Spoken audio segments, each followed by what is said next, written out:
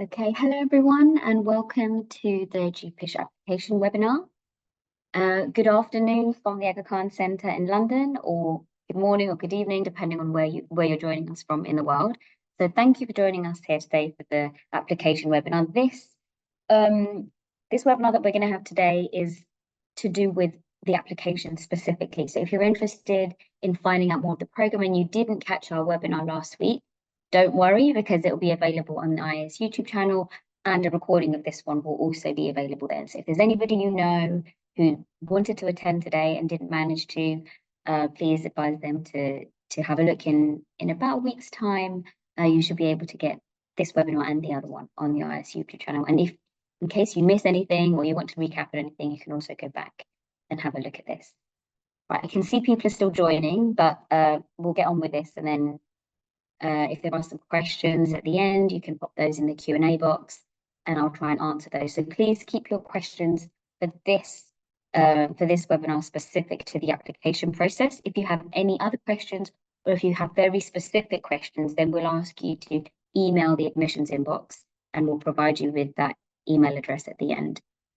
Okay, so yeah, in the meantime, any questions, please put them in the Q&A rather than the chat. There's a chat box, but there's also a Q&A box, so please use the Q&A window for any questions that you have, and I'll do my best to answer them. So here we have an outline of what today's webinar is going to be about. Firstly, we're going to go through what the application requirements are.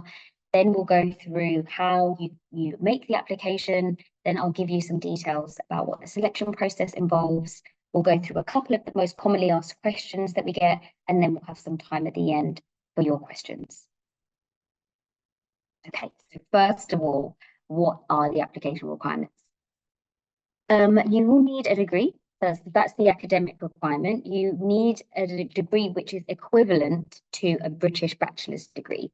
So what that means is different qualifications vary around the world, and we need to make sure that your application is equivalent to a UK bachelor's degree. So for some countries, that might be that you need to have studied to a master's level.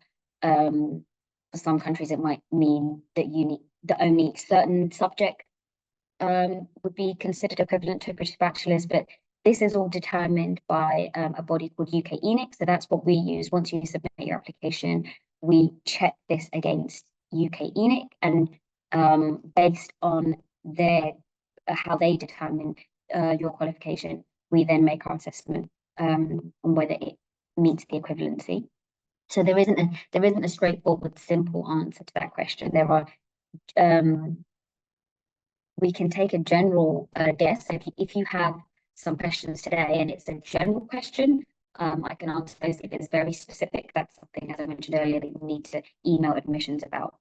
So the next thing that most of you will need is proof of English language proficiency. Usually that would be IELTS, but there are a couple of other English language tests that we accept. You can find details on those on the FAQ pages of our website. So you can find the different tests that we accept and the specific scores that you would need in each component for that as well. However, there are some exceptions, very few exceptions, but if you are a national, as in holding a passport for a country that is deemed by the UKBI to be an English majority speaking country, so that might include countries like the USA or Australia, in that case, you won't need proof of IELTS. If you're in any doubt, please do email us and we can confirm that for you. The next thing that you need would be your reference letters. So 3 of those references should be academic and 1 should be character reference. So we do get a lot of questions about the references. If you're someone who's been out of education for a long time, then we can accept one professional reference in place of 1 academic reference. But ideally, they would be academic references. And the character reference should come from someone within, in a position of responsibility from within the Somali community. The next requirement is a sample of academic writing.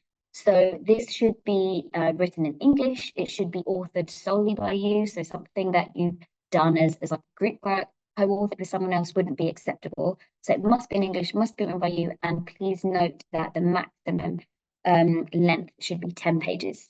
So if you have a longer piece of work that you'd like to use, please make sure that you select an extract of that doesn't exceed 10 pages and upload the extract. Lastly, you will require a statement of purpose. So in this, you would need to write, it's a maximum of 750 words, and you demonstrate your interest in the program, along with any information about yourself that you would like the admissions committee to take into account when reviewing your application. Okay, so next, to make an application, first thing that you need to do is register your details on the application portal. So you can find a link to this on our website. And once you've put in your information, you'll need to verify your account following the registration link. So once you've put your details in, they'll send you a verification link. You click on that, and then you can proceed to complete your application form. So there's various different steps involved in the application.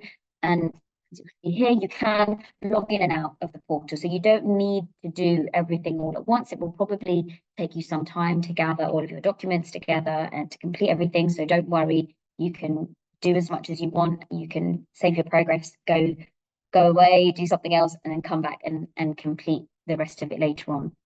Your progress will be saved. So please, however, make sure that all of the documents, all of the mandatory documents are uploaded, and that you press submit before the deadline. So don't do half of it, go away and forget about it. You will need to submit before the deadline. And also, once you've done that, you'll need to complete the Equal Opportunities form, which is a separate form, but the link will be available once you've completed your application. And just here at the bottom of the screen, you should be able to see the email address I mentioned, admissions@is.ac.uk. If you have any other questions come to mind later on, or if you have any specific questions about your case, then please do email us. Okay. So this here is just an overview of what's involved. It is, compared to other institutions, we do have quite a long admissions process. So the first thing that you'll see here is January. So as I'm sure you're aware, the deadline is in January of next year, January 2026.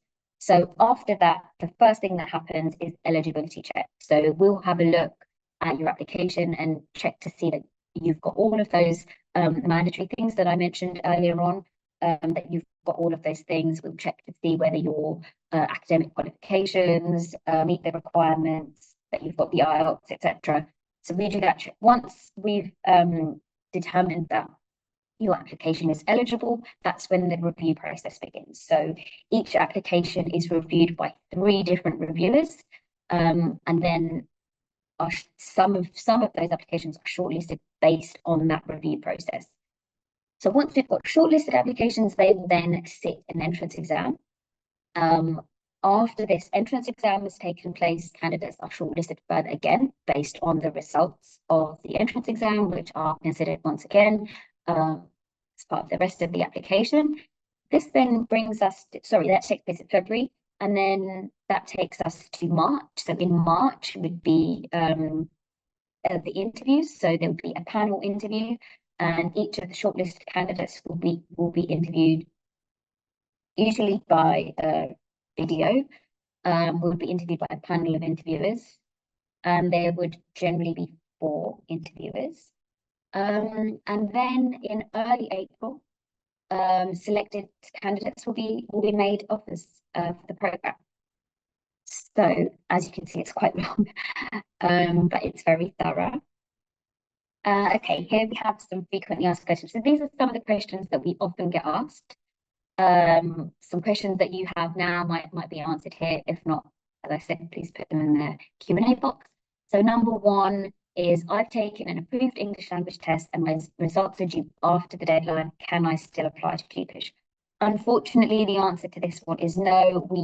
We aren't able to just look at applications based on academics rather than and offer conditional offers. We do need to see that you are eligible at the time of application. So please make sure if you are interested in applying, do get your IELTS, and if you don't have an IELTS test certificate currently, please make sure that you've booked your test with enough time to get the results. So so that you could do factor that in as well, not just the test, but the time that it will take for you to get your certificate so that you can include it in your application. There should be plenty of time now. We're in October, so hopefully if you don't have one yet, you should be able to get your certificate in time. I could just see someone's raised their hand. If you've got a question, please just type it into the Q&A box, and I'll get to it just after I've gone through these now. Second one, I'm graduating in the summer of 2026. Can I still apply for GPISH? So the answer to this one is yes, you can still apply. What we will need, though, is an official interim transcript, which has got details of all of the modules that you've taken so far. And so this shouldn't be, please make sure that you don't just give us a printout of your modules and your grades. It does need to be an official interim transcript that's issued by your institution, and it gives details of all the grades that you've received up to, as close as you can, up to the deadline. And then if you are accepted onto the program, we will need to see your final transcript and certificate. So please bear that in mind, that any offer you are made would be conditional on seeing final certificate and final transcript. Number 3, do I need to provide qualifications below undergraduate level? No, we don't. We don't need to see anything else that's below your degree level. So sometimes we get people sharing their high school certificates and things like that. We don't need to see those. So please don't feel that you need to provide those. Please don't provide those.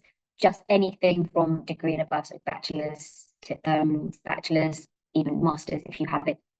Or will I consider additional documentation? No. So in order to be fair to candidates, we don't accept any additional documentation. Sometimes we used to get people sharing kind of links to videos and things that they've made. So in order to be fair to all candidates, we are judging candidates based on the same information. So please don't provide anything additional which isn't requested as part of the mandatory documents required for the application. And next question is a very important one. Can I bring my spouse or my child with me? So I'm afraid not. So we need to be very clear about that. The UK law did change last year. So unfortunately, our students are not able to bring dependents with them. So if that's something that you were thinking about, please be aware that that isn't something that's possible anymore. You might know of some students previously who did that, but the law has changed and it's not something that we're able to do anymore. Okay, so we've come to the end now here, so please visit our website for a full list of FAQs. These FAQs have got a lot more detail, there are more questions, and there's more specific info in there, like regarding IELTS, the required scores, and any alternative tests. You can also, as I mentioned earlier, watch our previous webinar on the IS YouTube channel, and of course you can email us at admissions@is.ac.uk if you've got any other questions. Okay, this here is just a screenshot of what the application portal looks like, just so that you can, if you haven't seen it yet, so you can just get an idea of what it looks like. You just log in here. When you log back in, your the application that you've already started, it should be there on the right for you to continue the application. Okay, and now your questions. It's over to you. I'm going to have a look and see now if there are any questions in the Q&A box. They have 6 in IELTS 6. Unfortunately, that's too low. You need to have a minimum of 6.5. This information is available on FAQ, so please have a look at the specifics. But this person who's asking this question, your current IELTS scores are too low. So if you are interested in applying, please do take another IELTS test and attempt to get some higher scores. Is there a minimum page requirement for the academic writing sample? No, there isn't a minimum. So they're asking if it affects the application if it's fewer than 5 pages. No, I would say it needs to be long enough for the reviewers to get an idea about what your academic writing is like, but it doesn't. 10 is just the maximum. So please don't feel that it needs to be 10 or close to 10. Fewer than 5 pages is okay. You know, even 3 pages, as long as it's enough to get an idea of how how you write academically. If someone's IELTS score expires in October 2025, can they still apply for GPISH? No, this is actually a very important question. So if your IELTS score expires in October of this year, no. Firstly, by the time we get to the application deadline, which is January 2026, that IELTS would have been expired. But the most important thing is that if you are selected, when we issue your CAS and you need to make your visa application, that qualification would no longer be valid. So your IELTS certificate will need to be valid up until next summer. So at least it needs to be valid up until July 2026. And just for anyone who isn't aware, IELTS certificates are valid for 2 years. So it needs to have been taken no earlier than July 2024. What if my last qualification is in the English language and I belong to a country where IELTS is required, will I be exempted from IELTS? No, unfortunately not. It isn't about whether you studied in an English medium institution, but it's about whether the UKVI consider your country to be an English majority speaking country. So this is a visa requirement. So unfortunately, that wouldn't exempt you. If you had studied in a country that's an English majority speaking country, for example, the UK, and you had a bachelor's degree or a master's degree from the UK, you would be exempt. However, the important point to note is that you would needed to have completed your study no more than 2 years before the program starts. So the start of the GPISH program. So if you studied and you completed your program 5 years ago, that wouldn't exempt you, and you would still need another IELTS certificate in that case. Someone is asking about the references. Yeah, this will professors' references who taught a while back be acceptable? Yes, that's still okay. As I mentioned earlier, if you find yourself in a position where you were in education a very long time ago and it's difficult for you to get academic references, then one of those references can be replaced by a professional reference. Is there a specific outline for the test? So for shortlisted candidates, guidance will be provided regarding the entrance exam. There are also, somebody asked also about the interview, there are also guidance notes that are sent out about the interview as well. So for anyone that is shortlisted for the entrance exam or for the interview, we do share guidance notes with those applicants. So that's not something to worry about. That will definitely be shared with you.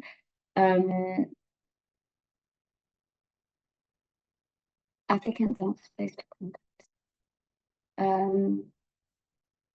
I'm not sure, there's a question here, I'm not sure what it means. I think it's to do with the reference and about not contacting the referee directly. So the way that the references work as part of the GPISH application form are that you enter the referee's details into your application, and then the system automatically contacts them, will send out an email to your referee, and then they complete it. So you don't see that reference.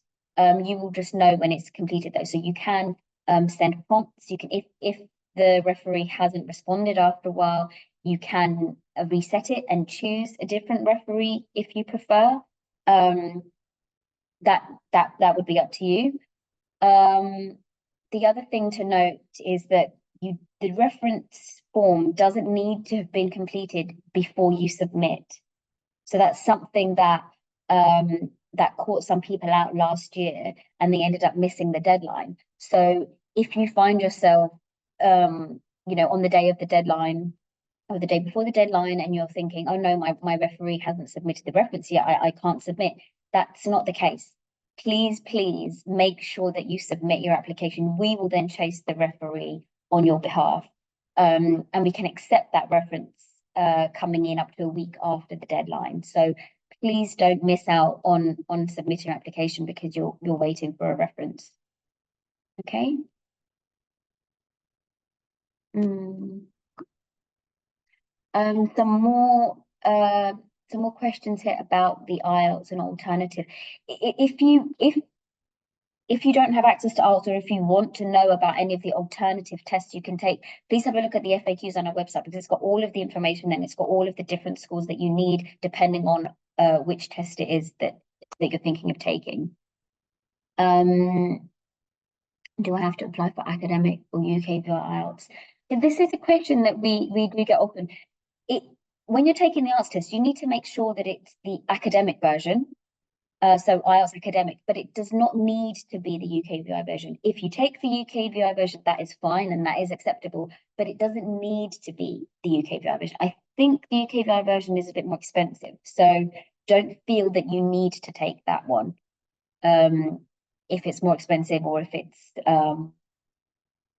not available in as many test centres. Just please make sure that it's IELTS academic. Somebody asking here, I graduated in 2023 from a UK university. So yes, as I was explaining earlier, you would then need an IELTS certificate, because it's, by the time you join the program, it will have been more than 2 years ago. That wouldn't exempt you from the IELTS requirement. So you would need, I'm afraid, to take another test in order to be eligible. Somebody's asking about the duration of the program. That would be 2 years. So you'd be coming to the UK and studying for 2 years. I can see that there are questions about the program itself. I would advise that you have a listen to our the webinar that was last week. Please go and watch that on the IS YouTube channel. We had the program leader speaking about the program, and we also had 3 students talking about their experiences on the program as well. So if you haven't seen it, please do watch that. I think you'll find that very interesting and informative. Here somebody's asking, I think the question that I just answered about the reference forms don't need to have been completed before the deadline. We can accept those up to a week after the application deadline. I mean, ideally they would complete them in advance, but just please know that they don't need to have submitted them before the application deadline. Somebody's asking here, can we apply for GPISH and STEP at the same time? You can. What we would say though is both programs are very different with different aims. So please bear that in mind and make sure that you tailor your personal statements. But no, there's no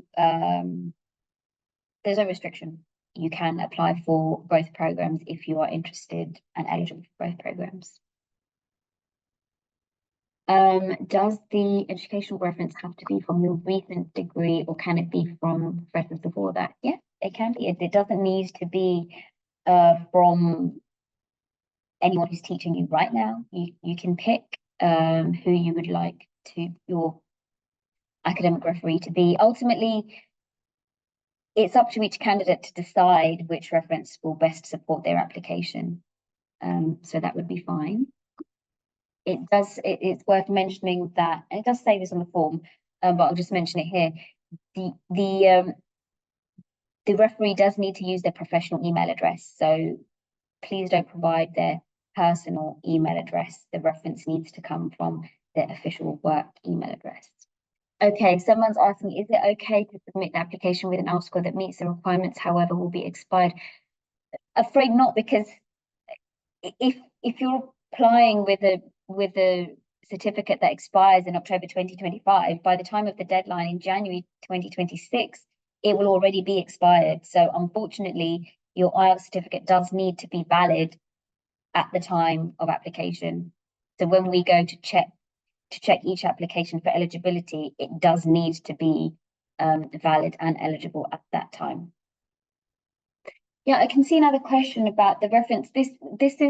This relates to what I mentioned earlier. You don't need to contact your referee. You just put their contact details in the form, and the system automatically contacts them. It sends them a link, and then they answer the questions directly into the application portal.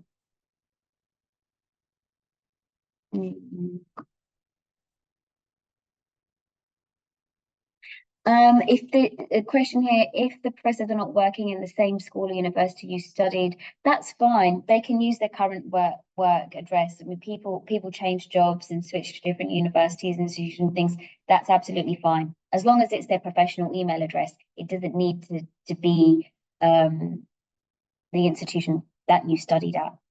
That is acceptable. Can anyone whose master's degree,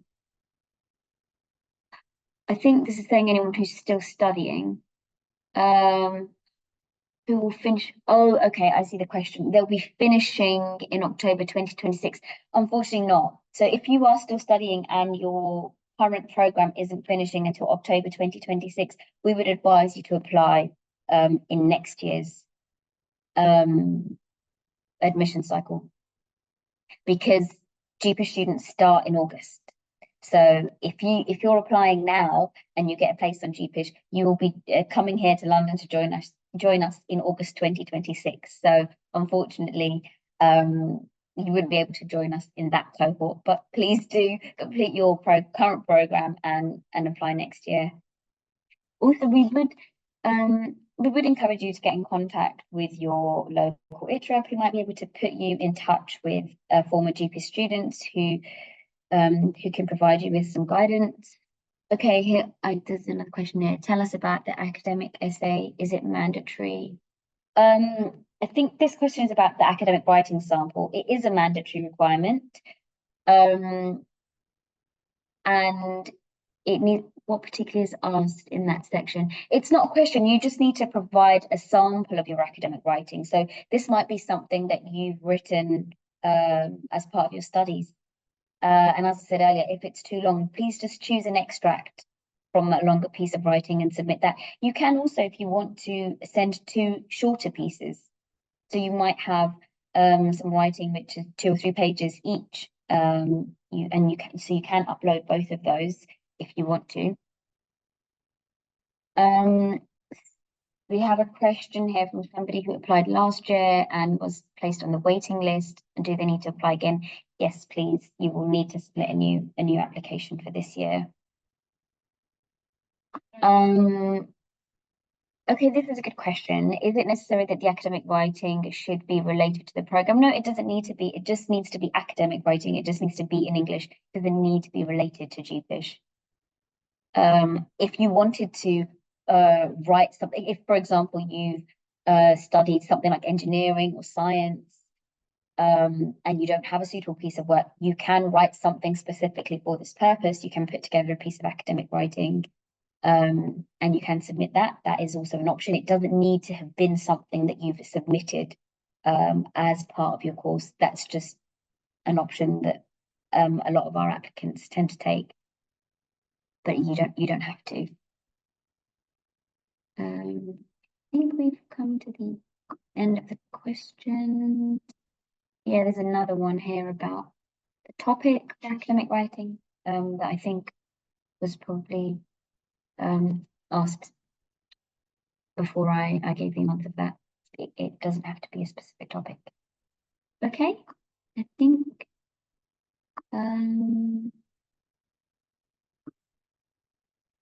okay, I think I've answered all of the questions. If, as I said before, if there's anything that comes to your mind later on, if there's anything you've asked that I haven't seen and haven't been able to answer, then please do email us at admissions@if.ac.uk, and we'll be happy to answer any questions you have. So thank you for joining us today. We look forward to hearing from you, and we look forward to receiving your application. So good luck to all of you.